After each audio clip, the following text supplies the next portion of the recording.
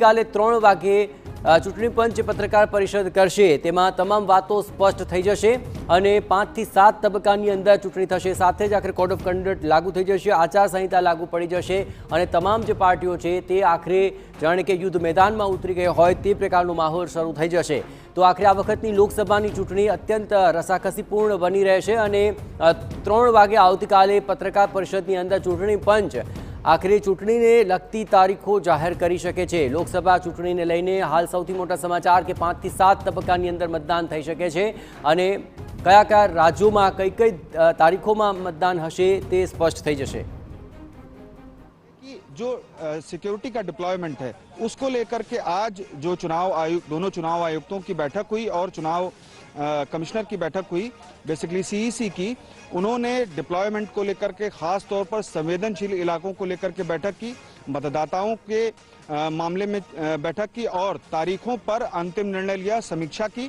और अब ये तय हो गया है कि कल यानी कि 16 तारीख को दोपहर 3 बजे चुनाव आयोग प्रेस वार्ता करके जो तिथियां हैं उनकी घोषणा कर देगा और चरणों की भी घोषणा कर देगा।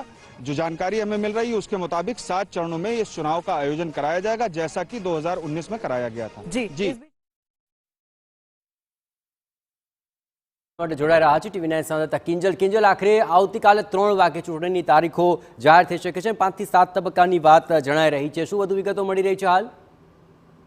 देखो आ समयगाळो हतो ते मानवामां आवी ज रह्यो हतो केम के गत वखते 11 मार्चे चूंटणीनी तारीखो हती ते जाहेर थई हती। ते प्रमाणे आवतीकाले 16 मार्चे चूंटणीनी तारीखो छे ते जाहेर थवा जई रही छे।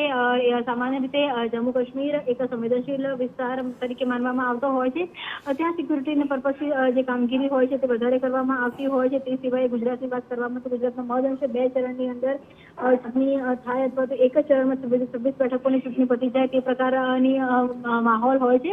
સૌથી વધારે જે ફેઝ હોય છે તે યુપીમાં થતા હોય છે। યુપીમાં 6 થી 7 ફેઝની અંદર ચૂંટણી થતી હોય છે અને તમામ જગ્યા પર ચૂંટણી થયા બાદ જે મતદાન થયા બાદ મતગણતરી એક જ દિવસમાં થતી હોય છે।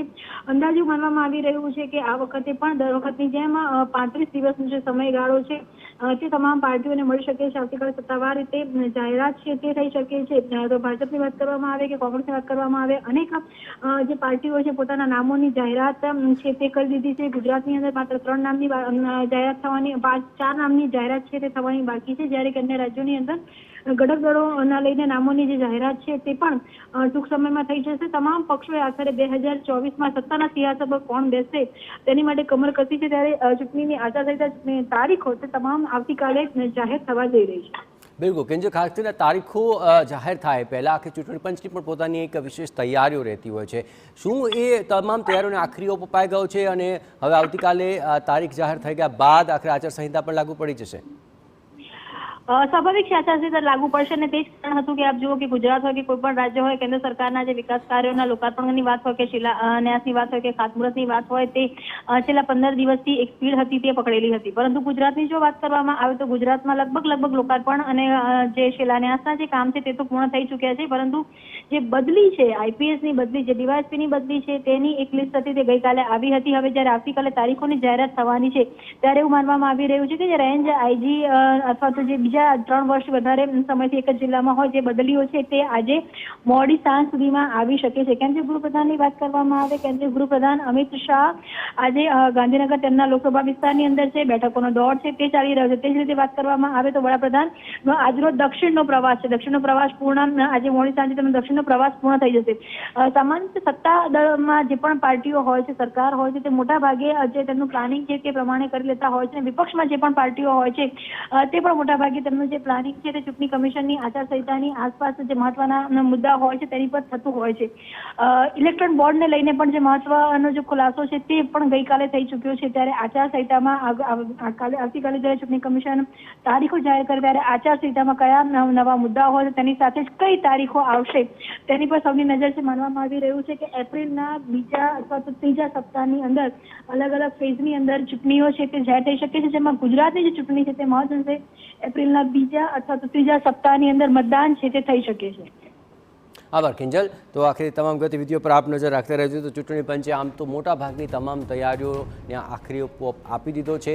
સુરક્ષા પ્રણાલીઓને લઈને પણ મહત્વપૂર્ણ જે ગતિવિધિઓ હતી તે પૂર્ણ થઈ ચૂકી છે અને એવે તબક્કે હવે આવતીકાલે બપોરે 3 વાગ્યે ચૂંટણી પંચની પત્રકાર પરિષદ થશે અને તેની અંદર ચૂંટણીની તારીખો જાહેર થઈ શકે છે. અને સૌથી મોટી વાત છે 5 થી 7 તબક્કાની અંદર આખરે મતદાન યોજાઈ શકે છે.